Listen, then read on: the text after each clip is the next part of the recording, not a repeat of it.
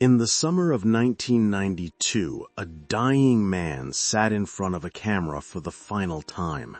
His face was hollow, his muscles had withered away, his eyes, once filled with volcanic rage that terrorized quarterbacks across the National Football League, now carried nothing but regret. His name was Lyle Alzado, and just 3 years earlier, he was 265 pounds of pure destruction, a man so terrifying that offensive linemen admitted they could not sleep the night before facing him, a man who once ripped the helmet off an opponent and tried to use it as a weapon, a man who embodied everything the Raiders stood for: fear, violence, and an absolute refusal to play by anyone else's rules. But now, at just 43 years old, Lyle Alzado was dying. And he had one final confession to make, one truth he needed the world to hear before the darkness took him forever. What he revealed that day sent shockwaves through professional sports. It destroyed myths. It challenged everything fans believed about their heroes. This is the story of the most feared player in Raider history. A story of rage, glory, obsession, and the devastating price of wanting to be the most dangerous man on the field. And I promise you, by the end of this video, you will never look at the silver and black the same way again. To understand Lyle Alzado, you cannot start on a football field. You must start on the broken streets of Brooklyn, New York in the 1950s, in a cramped apartment where a young boy learned that the world was cruel, unfair, and only the strong survived. Lyle Martin Alzado was born on April 3, 1949. His father was an Italian immigrant who worked brutal hours just to keep the lights on. His mother was Spanish, a woman who tried to hold the family together as poverty pressed down on them from every direction. But there was no warmth in that home, no safety. Lyle's father was an alcoholic, and when the drinks took over, the beatings began. Young Lyle would hide in corners, listening to the violence, feeling the walls shake, learning a terrible lesson that would shape his entire existence. In this world, you were either the one throwing punches or the one receiving them. There was no middle ground. By the time Lyle reached his teenage years, he had transformed that childhood terror into something else entirely: pure, unfiltered rage. He fought constantly, in schoolyards, on street corners, anywhere someone looked at him wrong. He was not big yet, not the monster he would become, but the fury burning inside him was already there, waiting for an outlet. That outlet arrived in the form of football. At Camp Kilmer Job Corps Center in New Jersey, Lyle discovered that all the anger he carried, all the pain from those Brooklyn nights, could be channeled into something powerful. Every tackle became a release. Every hit was revenge against a world that had given him nothing but suffering. Coaches noticed immediately. This young man did not just play football, he attacked it. He punished it. He made opposing players genuinely afraid. But here is where Lyle Alzado's journey takes its first unexpected turn. Despite his obvious talent, no major college wanted him. His grades were poor, his background was rough, the big programs looked elsewhere. So Lyle ended up at Yankton College, a tiny school in South Dakota with fewer than 500 students, a place so small that most football fans have never heard of it, even to this day. And yet it was here, in the middle of nowhere, that a legend began to take shape. At Yankton, Lyle Alzado did not just play well. He dominated in ways that seemed almost unfair. He was faster than defensive linemen were supposed to be, stronger than anyone had a right to be at that level. And his motor, that relentless engine powered by years of buried trauma, never stopped running. Opposing offenses would double-team him. It did not matter. They would triple-team him. He would still find the quarterback. There were games where he single-handedly destroyed offensive game plans, leaving coaches searching for answers that did not exist. The National Football League started paying attention. In 1971, the Denver Broncos selected Lyle Alzado in the 4th round of the draft. It was not a glamorous pick. 4th-rounders are often forgotten. They become backups, special teamers, training camp casualties. Lyle Alzado had other plans. From his very first training camp, veterans realized something was different about this rookie. He did not practice like a newcomer trying to earn a spot. He practiced like a man possessed by demons only he could see. During one early scrimmage, Alzado hit a running back so hard that teammates on the sideline went silent. The sound of the collision echoed across the practice field. Players later admitted that they had never heard anything like it. By his 2nd season, Lyle was a starter. By his 3rd, he was becoming a nightmare for every team in the American Football Conference. His style was not technical or refined. It was chaos, controlled violence. He would bull rush offensive linemen, throwing 280-pound men aside like they were children. He would chase quarterbacks with a fury that seemed personal, even when he had never met them before. And the story started to spread. There was the time Lyle got into a fistfight with his own teammate during practice, and neither man would back down until coaches physically separated them. There was the game where an offensive lineman held him illegally, and Lyle responded by punching the man in the stomach so hard he collapsed. There was his infamous habit of talking to opponents before the snap, whispering threats that would make their blood run cold. Quote, "I am going to hurt you today. Not tackle you, hurt you." And he meant every word. In 1977, Lyle Alzado reached the peak of his Denver career. He recorded 13 sacks, forced countless hurries, and was named the American Football Conference Defensive Player of the Year. For one glorious season, he was considered the most dominant defensive player in all of professional football. But even then, cracks were forming beneath the surface. Lyle was never satisfied, never at peace. The rage that made him great also consumed him. He fought with coaches. He clashed with management. He demanded more money, more respect, more everything. And there was something else. Something he hid from the public, from his teammates, from everyone. A secret that would eventually destroy him. After a brief and unhappy stint with the Cleveland Browns, Lyle Alzado found himself at a crossroads in 1982. He was 33 years old, ancient by football standards. Most players his age were already retired, their bodies broken by years of combat. The football world assumed Lyle Alzado was finished. Then, Al Davis called. The owner of the Los Angeles Raiders saw something in Alzado that others had dismissed. He saw a man whose fire had not dimmed, whose hunger for violence remained insatiable. Al Davis understood that kind of man, because he had built his entire franchise around them. The Raiders were not a normal team. They were a collection of misfits, cast-offs, and troublemakers that no other organization wanted. They had a motto: just win, baby. And they did not care how it got done. For Lyle Alzado, signing with the Raiders was like coming home to a family he never knew he had. Suddenly, he was surrounded by men who matched his intensity. Howie Long, the young defensive end who would become a Hall of Famer. Matt Millen, the linebacker who loved contact more than anyone in the league. Lester Hayes, the cornerback who covered himself in stickum and dared receivers to challenge him. These were not choir boys. These were pirates, outlaws, and Lyle Alzado was their perfect brother in arms.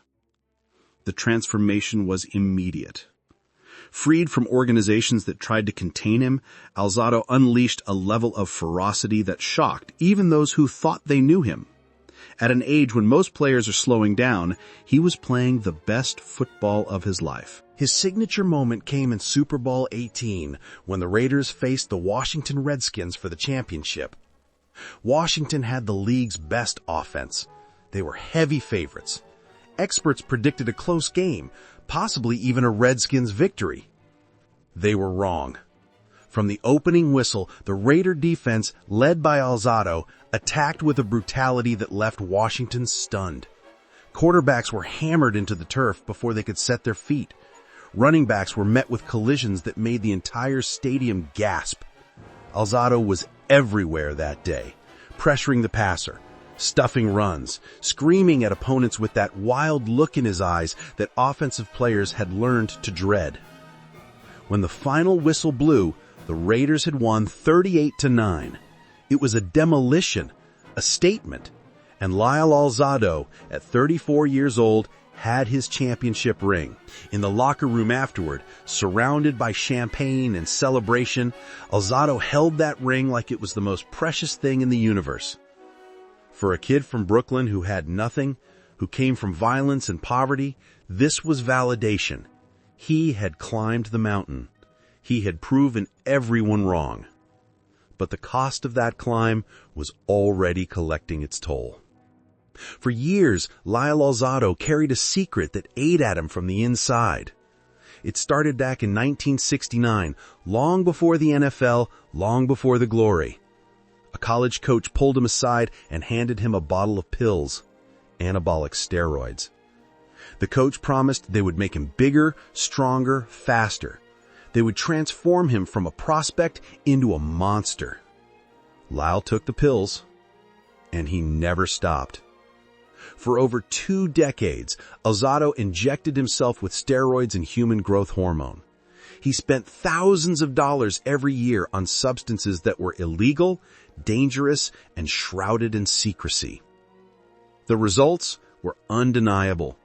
His body swelled to proportions that seemed almost superhuman. He could train harder, recover faster, and maintain strength that defied his age. But there were other effects that Lyle tried to ignore. His mood swings became volcanic. The rage that once only appeared on the football field began seeping into his everyday life. He would explode at friends, at family, at strangers who made the smallest mistake.